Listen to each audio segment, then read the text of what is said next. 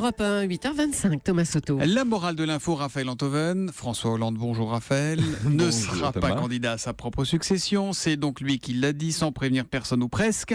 Et ça vous fait réfléchir. Écoutez, de Dany à Florian Philippot, tout le monde s'est accordé à dire que ça avait de la gueule, qu'indéniablement ça témoignait du sens de l'intérêt général et que c'était le geste d'un homme d'État. La dernière fois que Hollande a reçu autant de compliments, c'était le jour de sa victoire. Mais en l'occurrence, c'est plutôt une victoire sur lui-même. C'est mieux que ça. Ce que tout le monde a salué hier soir, c'est la victoire d'un principe sur un homme. C'est la raclée qu'un homme inflige à son orgueil au nom d'un intérêt supérieur. Vous vous souvenez de Tintin au Tibet, Thomas ? Bien sûr, je me souviens très bien de Tintin au Tibet, Raphaël, mais je vois pas bien le rapport avec François Hollande. Tintin et Haddock traversent l'Himalaya à la recherche de Chang, dont Tintin, sur le seul fondement d'un rêve, est certain qu'il a survécu à son accident d'avion.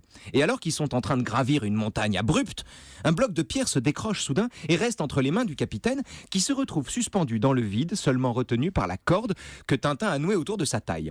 Et comme il tend la jambe désespérément pour atteindre la paroi, le capitaine gigote furieusement et à son insu, à chaque secousse, fait entrer davantage la corde dans la chair de son ami.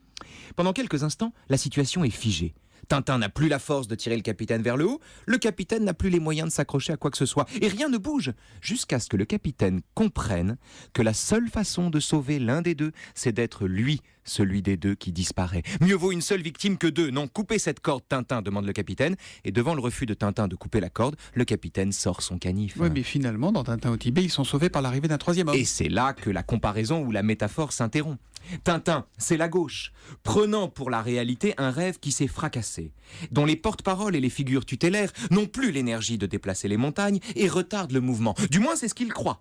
Jusqu'au moment où il s'aperçoit qu'il préfère mourir avec eux plutôt que vivre sans eux et que leurs destins sont inséparables. Haddock, c'est Hollande évidemment, dont la bonhomie éveille la sympathie, mais dont la maladresse produit des catastrophes, dont les gestes le font dévisser littéralement et dont les hésitations, comme une corde se contractent, rongent et infectent son propre camp.